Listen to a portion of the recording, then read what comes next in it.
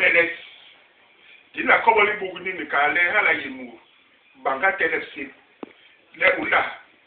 bi hengele babji ma hongol be ni jelbite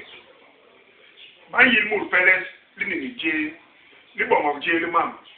ni tege je le mam ni yenge je limbale ikenisu mur peles ayimu atese le angwes bele ahoba mahindi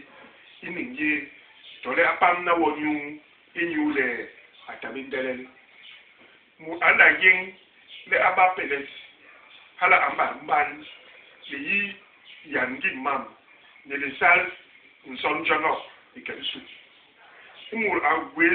angwes ba peles aba beki nsola mu nu agwebe bangayi to bangapi hala ye kimasoro le mu ayi peles